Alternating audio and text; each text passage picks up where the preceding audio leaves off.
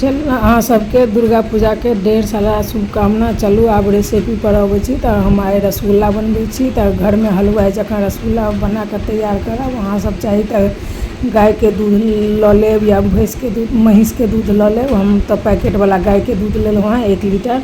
आब देखियो एक बेर उधियाए तक एकरा गरम कऽ लेलहुँ। उधिया गेलै गैस बंद कऽ देलिए। एमहर नेबो के 2टा नेबो के निचोड़ के रस लऽ लेलहुँ हैं। ओहिमे कनी पानी मिक्स कऽ देलिए। मिक्स कऽ के आब ओहिमे पानी डाला गैस इमहर बंद अछि ठीक छै। नेबो के रस कनी कनी के डाल के जाबे तक फटलैया देखियो छेना आर पानी अलग भऽ गेल। आब एकरा हम छानि लै छी। तऽ एहि पर जाली वाला थारी दऽ देलिए सूती कपड़ा दऽ देलिए सफेद वाला। आब एकरा छानि लै छी। अहाँ चाही तऽ छन्नियों से छानि सकै छी। आब एकरा नींबू जे देने छलै तकर खट्टापन हटबै ला कनी पानी से धो दै छी। ओहिमे नॉर्मल पानी से धो के आ छेना के निचोड़ लै छी।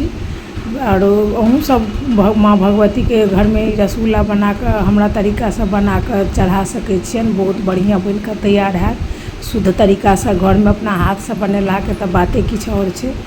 आब चलू छेना के मसलि लै छी बढ़िया से।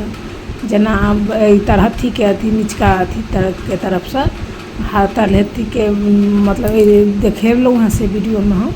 एकरा बढ़िया से मसलि लै छी। मसलि के एकदम आटा के डो जकाँ तैयार कऽ लेलहुँ हैं। जेना आटा भऽ जाइ छै तेना एहिमे आधा चम्मच हम मैदा दऽ देलिए। आर जे अहाँ लग कॉर्नफ्लावर हुए तऽ सेहो डालि सकै छियै। आब एकटा रसगुल्ला बना के देख लै छियै जे देखियो कते सुंदर रसगुल्ला बने। कनिको क्रैक मतलब दरारि तरारि नहीं छै। आब इमहर हम चाशनी बना लै छी चढ़ा दै छियै। तऽ चाशनी ला 1 कटोरी पानी ले लिया और ओहि के 1 कटोरी पानी में 5 कटोरी पानी डाललिए। वही कटोरी से एकरा चीनी घोले तक हम चला देलिए। तब इमहर चाशनी बन रहल छै। तब इमहर हम रसगुल्ला बना लै छी। एक जगह गोली बना के हमरा 15 पीस रसगुल्ला के अथी गोली बनल है। देखिए एक एक रसगुल्ला बना लै छी। कते सुंदर बन के तैयार भेलै। एकदम हलवाई जकाँ बन के तैयार हेतै। एकरा देखियो खुला में 8 मिनट तक तेज आंच पर अथी खुला देबै। ताहिके बाद गैस बंद कऽ के तेजे आंच पर जे फेना जकाँ जे उठि रहल अछि ने तऽ एकर मतलब रसगुल्ला बहुत बढ़िया बन के तैयार अछि। हमर रसगुल्ला बड़ा भऽ रहल अछि।